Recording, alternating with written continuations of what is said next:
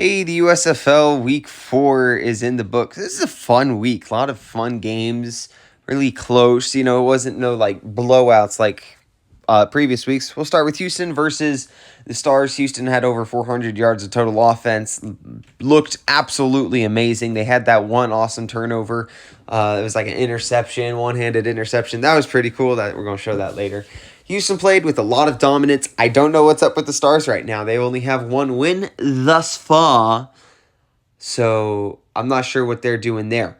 But Houston's on a good trajectory. You can beat Birmingham next week. You're going to be fine, okay? That's what I have to say for you this far.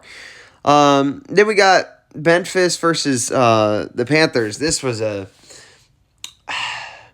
I feel like Memphis isn't like a big gaudy, let me go up and score all these points. It's a consistent football team. They're putting up 20-ish points a game, except for that game where they only had 2, and that was against Birmingham. But, all in all, they're a pretty good team. They forced 4 turnovers, one of which you saw right there on Michigan, and that's why it was 24-10. So it's not like crazy offense production, and I'm not sure that they'd win in a shootout, which we've already seen several times. So it's an okay team. I just want to see them put out more production. Meanwhile, you got Michigan. I think they changed their quarterback once or twice or something. It wasn't the same team that we saw week 1 and 2. I'm not sure what's up there. It's drastically declined. You want to play a little better, a little more consistent than that if you want to make it to the playoffs. You still have a high likelihood. Meanwhile, you've got New Jersey breathing down your neck right there. Their only losses against Birmingham on week 1. So are we going to have another repeat? They go perfect on the season. I'm not entirely for sure. However, you want to keep your eye out, for New Jersey. Now let's talk about New Jersey and I think they're actually 2 for 2 right now. Sorry. So you got New Jersey and the Breakers. Now, they had the ball for like 17 minutes. Their time of possession was pitiful. They kept the game close for a lot of it, but all in all, you want to see better time of possession. You want to see better clock management in a game. They only had 17 points, and DeAndre Johnson looked vastly improved from week 1 and 2. And so DeAndre Johnson looks pretty good. All in all, it's just that rushing attack versus the passing attack. They only had 170 yards compared to 100 yards averaged. 170 rushing and only 100 yards passing. I would be concerned about Randy Satterfield, him being your number 1 wide receiver. He drops a lot of catches. I would try to trade around a little bit, but you're definitely missing your Kevontae Turpin this year, and it's definitely showing in the cracks right now in New Jersey. Then we've got the New Orleans Breakers. Now, here's my thing with New Orleans Breakers. It's the best, well-rounded team. McLeod Bethel-Thompson plays very, very efficiently, plays very well. He's got a good defense to help him if his offense isn't exactly humming. Now, one thing, they would get pinned deep in the game, like right next to their end zone, and they'd make it about 30, 40 yards, and then they'd have to punt, or they'd go for it on 4th down, and they missed the 4th down. So it was sort of an irritating couple of drives near the first part of the game, and you really want to see a little bit better drive sustainability. All in all, though, the 300 yards rushing, 300 yards passing and 100 yards rushing, nothing to sneeze at there. Then you have Birmingham versus, what's that other team? Birmingham versus the Maulers. Goodness. The Maulers, they only have that one win. I want to see more from them, and I'm not sure that I'm going to actually get to see it. Birmingham's played very well. Alex Magoo's been very efficient. One of the best quarterbacks in the league thus far, efficiency-wise. He doesn't have the most passing yards. That goes to McLeod Bethel-Thompson.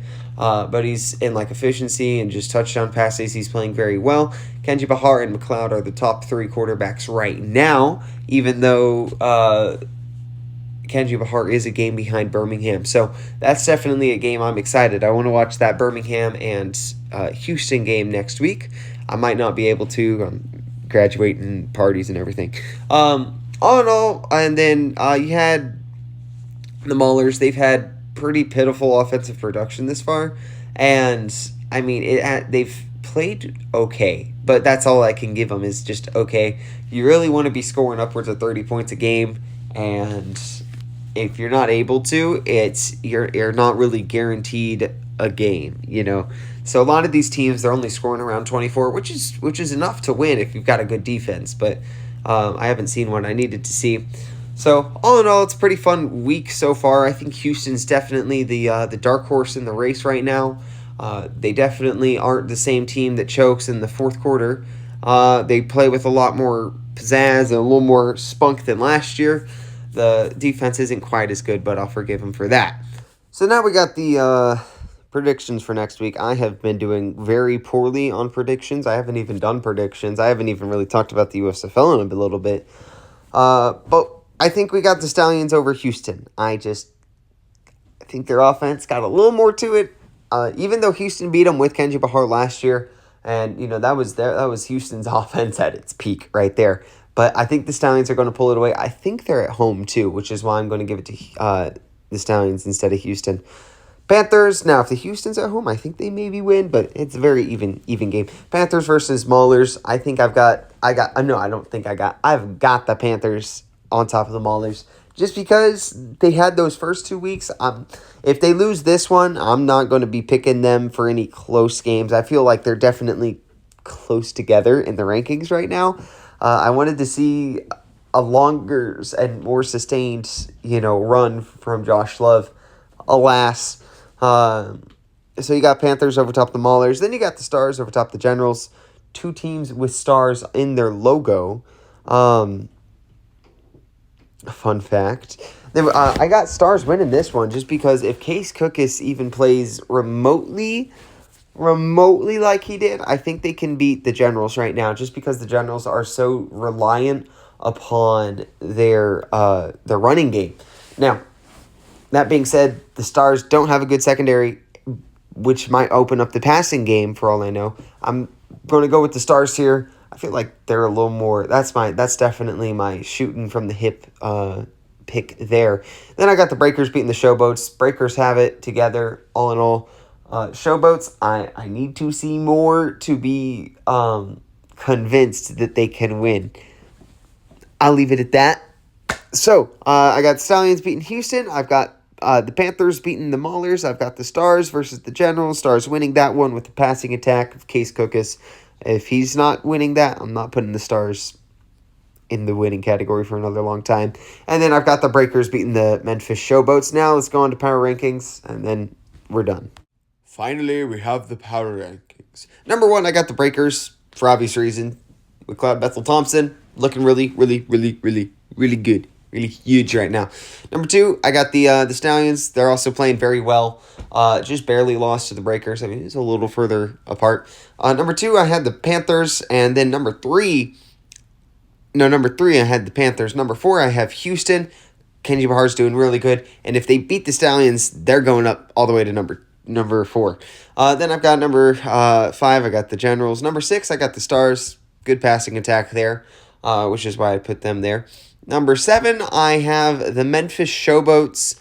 I think, man, you got to throw in Ryan Willis. He played very well when he was in the spring league, so give him another chance, And then number 8, I've got the Maulers. But that is all I have for you today. If y'all wonder who I think is going to win the XFL game, it's definitely DC. They've got the Coach of the Year. But I love you. Goodbye.